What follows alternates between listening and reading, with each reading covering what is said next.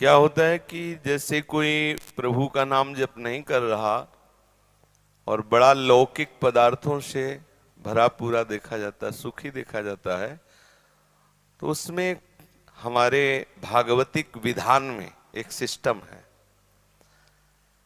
जो भगवत मार्ग से विमुख आचरण, पापाचरण, अधर्माचरण करता है और आपको सुखी नजर आ रहा हो तो उसके बहुत थोड़े पुण्य हैं। उनको भुगाने के लिए पहले हमारे संविधान, भागवतिक संविधान में उसके पुण्य नष्ट कर, क्योंकि जब उसे दुख मिलेगा तो पुण्य उसका सहयोग कर देगा, इसलिए पहले उसके सहयोगी का नाश किया जाता है। उसका सहयोगी जो सुकृत है उसको दे दिया गया। अब वो पापाचरण में और उन्मत्त हो गया। अब उसके वो सुकृत चल रहे हैं, इसलिए उसे जुकाम भी नहीं होगा।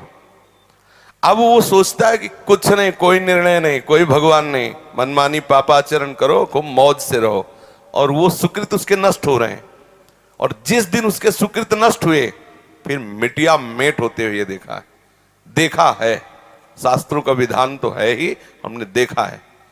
एक ठाकुर रामबली सिंह जमींदार आसपास बंदूक लेके चलते, ऐसा बच्चापन में उनको देखा हमने।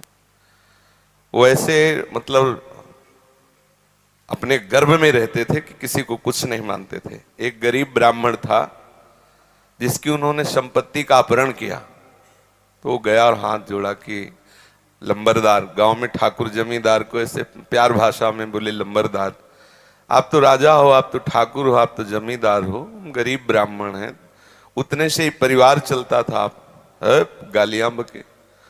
उन्होंने पैर छुआ ब्राह्मण ने ऐसे और रो दिया और वापस आ गया। जानते हो, आज उनके कुल में कोई पानी देने वाला नहीं। कुछ ही दिनों में बड़ा लड़का भयंकर कैंसर से बीमार हुआ, मर गया। दूसरा दिमाग खराब हो गया, तीसरे की टांग टूट गई, चौथा लेबरी करके उनको जो खवाने वाला था पीलिया हो गई।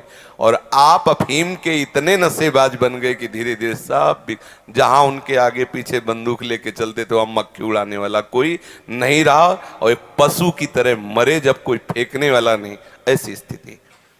होता क्या है कि शुभ कर्म जब तक हमें वहां के हमारे भागवतिक विधान में सिस्टम है, यदि आप अधिक पाप करेंगे तो आपके जल्दी से जल्दी शुभ कर्म आपको दिए जाएंगे कि वो नष्ट हो, तब तुम्हारा नाश शुरू होगा।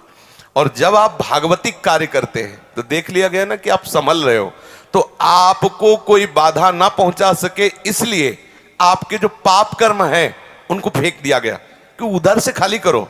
जो उसके शत्रु पक्ष के पाप कर्म जमा है उसको नष्ट करने के लिए उनको भेजो, क्योंकि इस समय धर्म निष्ठा में है, ये पचा जाएगा। तो उसके पाप कर्म आते हैं और धर्म में प्रबल होकर के उन पाप कर्मों को भोगता है, धर्मात्मा बन के चलता है। जिस दिन उसके पाप नष्ट हुए वो सुकृत और ये वर्तमान के सुकृत मिल गए, उस दिन जय हो जाती, उसकी कोई पराजय सजयती, त्रिभुवन में उसकी जय जयकार हो जाती है। और उस पापात्मा का ऐसा नाश होता है, कोई पानी देने वाला नहीं मिलता।